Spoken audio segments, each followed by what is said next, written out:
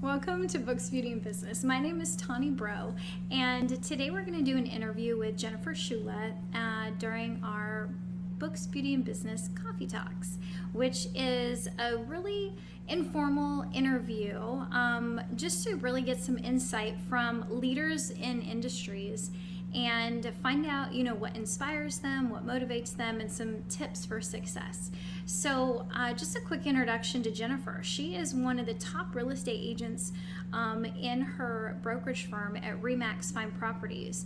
She has really changed and kind of level set this industry when it comes to marketing around her homes. She has that professional eye for detail and just that luxury lifestyle. So she's actually promoted and taking video clips of her of the properties and used a lot of social media, and it's really gained her a lot of traction. And she's number one, right? When you're number one, it's pretty impressive the things that she's doing to brand herself and to brand her business. So we hope you enjoy this interview today, and we hope you stay tuned for more. Take care. Which is perfect. Welcome to Books, Beauty, and Business Coffee Talks. My name is Tawny Bro, your host today, and today we're excited to have Jennifer Ciulla.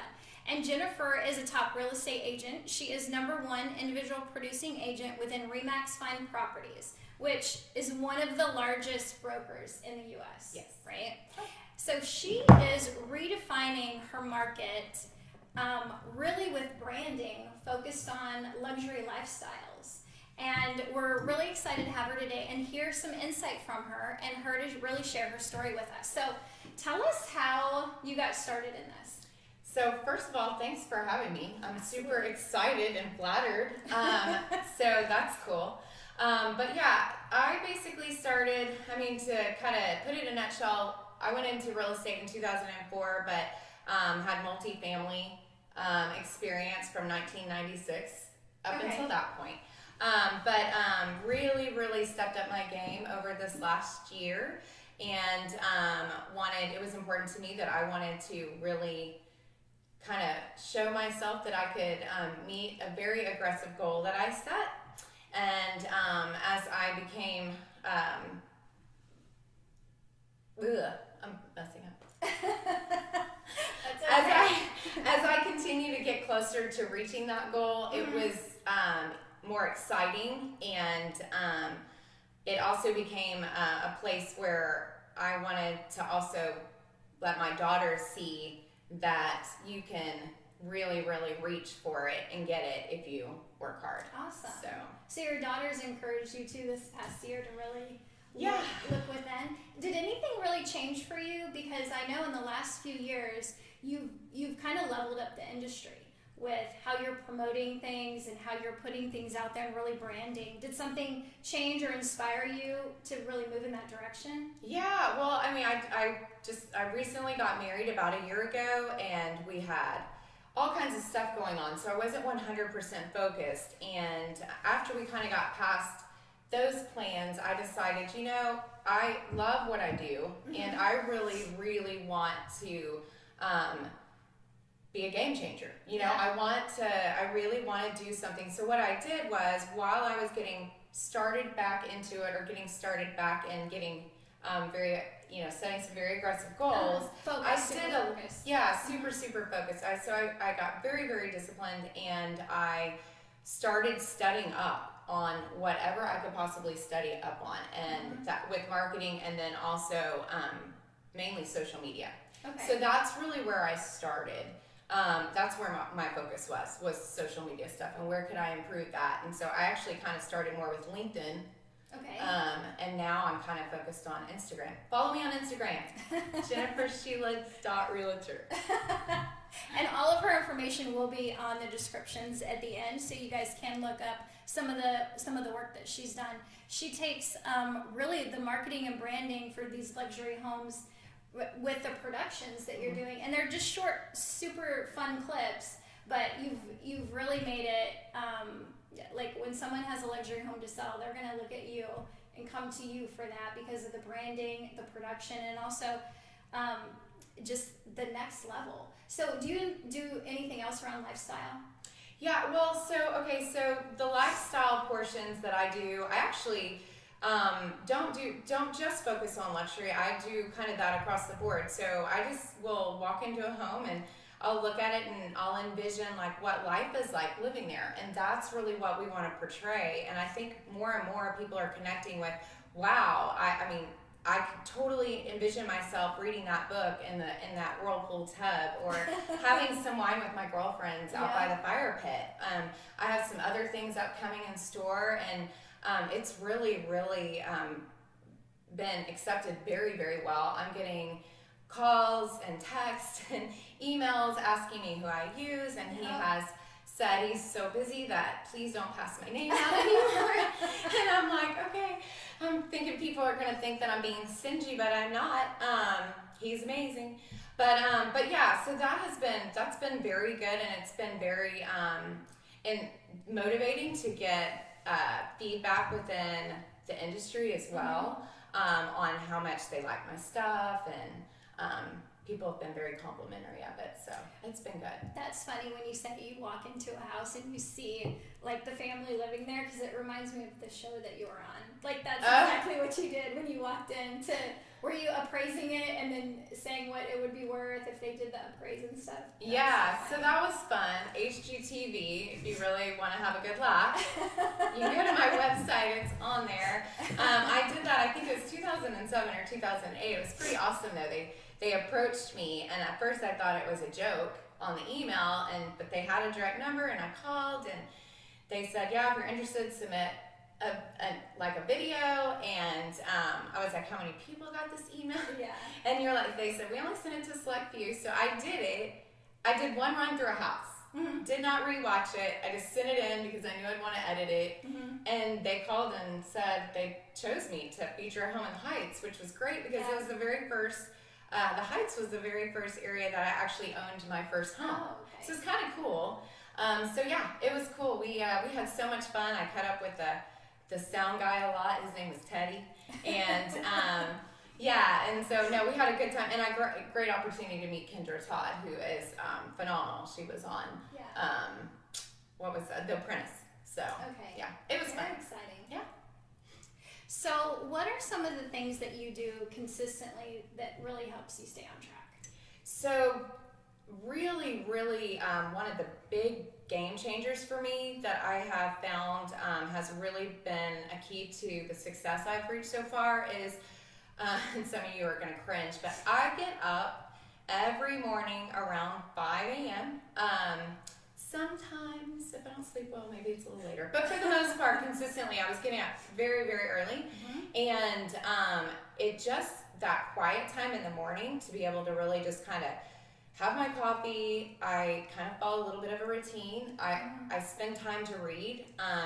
Reading has been also a huge key to my success because I like to focus on business books and improvement books, and I find that they're very, very motivating. So I read in the morning, and then I meditate for a little bit, or pray. And before I even start that though, because my mind goes all over the place, I make sure that I have all my thoughts of like what needs to be done on my list. So like I've got this continual list, but like before I start my little regimen in the morning, I make sure there's nothing else I'm thinking of, and I get it on that paper, because otherwise I get kind of sidetracked, And then I try very hard also not to pick up my phone, because I'll end up on social media, and then I let that distract me. So I try very hard to kind of set that aside until I get through that little regimen. But yeah, so. That is not surprising that you said those things, because all the research that I've done on the most successful people in their industries, they have a morning regimen like that. They have a routine that they continue. Getting up early is one of those things. So that doesn't surprise me at all. Getting your thoughts down and getting organized for the day and then crossing them off. And the fact that you said that about your phone, that is a new thing. Everyone, like, they're saying don't even sleep with your phone in your bedroom, but not picking it up first thing is key too. Yeah.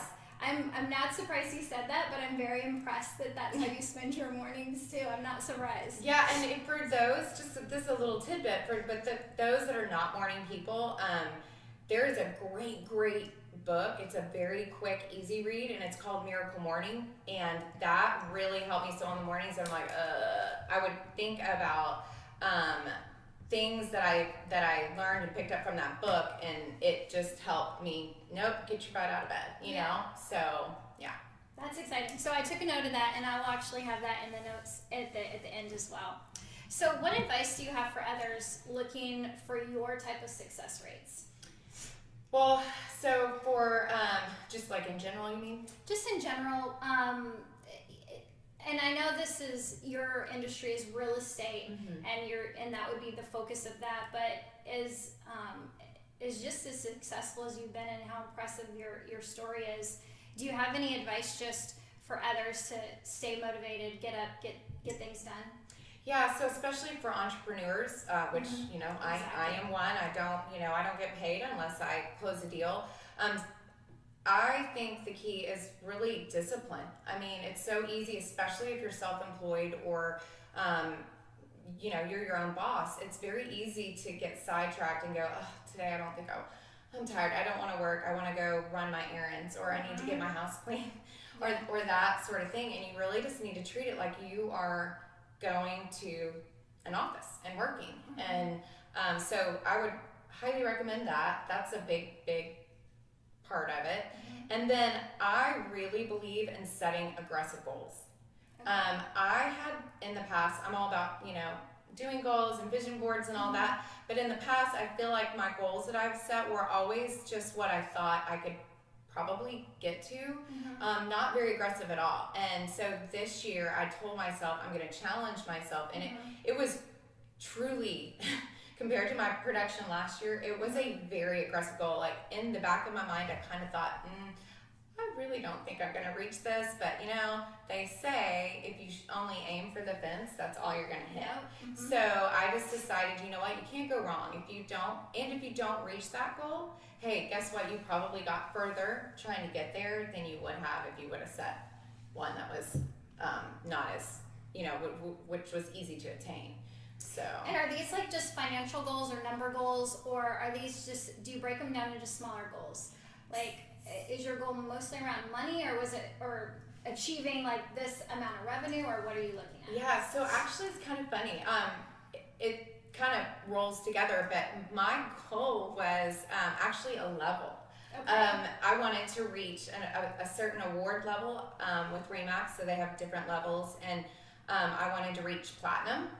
So my hashtag was platinum, and I did I told myself, okay, so on my way to this, once I get to this certain part, I'm gonna take my family on a vacation. I wanted that for me and my girls, because there were times that, you know, I didn't quite have the money or the means, and so you know, it was something that was very important to me. And so once I got that, it was like just even more exciting and fulfilling. And then my girls are 16 and 14, and so I'm like, oh, they're not getting cheaper. No. And you know, I was a single mom for a long time as well, and so it was just very important that they saw that I was strong and that I could take care of them. And I wanted them to see what hard work can produce. Yes, absolutely. So those were kind of the goals that were kind of set in my mind. So here's the hard part now. When you meet those goals, right? Now you're ready to sit down and set even bigger goals for yourself. Yeah. And that's sometimes when people step back, or they get a little nervous, or even get comfortable. Yeah. Where they're at too. So it's a constant exercise, right, of finding what motivates you and that next set of goals. Excellent. Yeah, my broker, Nimesh, it's funny because I almost didn't want to tell him, like remind him that I hit my end of the year goal I hit in September, and because I knew he was gonna, he always he's like, calm down, now we need to focus on your next goals. You know, I'm like, gosh, mood killer. Yeah. No, he's very good. He's a great supporter. But yeah, it's funny. He's very quick to say, okay, that's great, awesome, good job, but now let's reset them. Yep. So you're that's right. constantly So you have someone to help you do that. Exactly. That's good. So I know, I see you have a book. So I wanted to just quickly let you share your book recommendation. So I have, Tony didn't even know I was going to do this. I have many books. Matter of fact, my REMAX Buying Properties this year, they did a mastermind series around some business books. So I've read like quite a bit that have been really great. But this is the one that you can see that, the 5 a.m. Club. Once again. I one time did get up at 5 a.m. and now I'm 7:30. So yeah. I may have to revisit that. That's thank you for sharing that. And that's another thing in the trend of, you know, the elite people in different industries, when they look at the habits that they have, really, one of them is always staying educated. The next book, the next level, because even the best of the best can get better.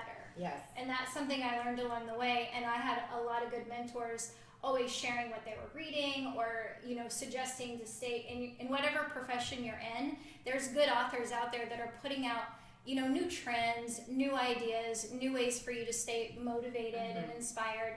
I love motivational business books as well. Yeah. So thank you for sharing that today. The last question I had for you is just, if you see any trends in the market right now. It seems like there's a big boom with, you can't go wrong with real estate, right? No. Real estate is always a great investment for people. Are there any trends that you see moving forward that you may leverage, or how do you keep your eye on kind of what's going on? Well, so the good news is, talking about Houston specifically, is whenever the market, 2019, they're kind of predicting is not going to be so great in real estate in general. But it's funny, we hear these things and then it ends up maybe not coming to fruition, or vice versa. They are predicting this amazing year, maybe it's not as strong as they thought it was. So we hear that stuff all the time. One, you've got to adapt. I mean, you have to adapt to the market constantly changing and shifting in this industry. So that's key. And as far as trends go, I mean, this I think is important regardless if the market's down or the market's up, is you constantly have to set yourself apart. You've got to do things that are going to set yourself apart. So that's why I really took a focus on the lifestyle videos and the branding, and I really took some time in designing my my look. It's kind of cool now because people now see not just my logo, they'll see something that I advertise and they'll go, that's Jennifer Ciulla's, I can already tell. Somebody told me that the other day and I was like, oh, that's awesome. Well, you have a beautiful eye for design. Thank you. And if you can see it in the background of where we're at, we're actually in Jennifer's home right now, and she has taken a lot of effort in just in the Christmas spirit around here, and it looks amazing. It's my favorite time of the year. It took me 3 days to do my job. Well, it looks beautiful, and you definitely have branded yourself well. So, well, thank you so much for joining us today. We really appreciate your time. We know you're busy, and sharing your insight. I think it was some great information. So, thank you so much. Well, thanks for having me. I hope you guys enjoyed it. And if anybody is like curious or has questions or anything else, please feel free to reach out to me. I'm happy to help. Excellent. Yeah. Thank you. Bye, girl. Bye.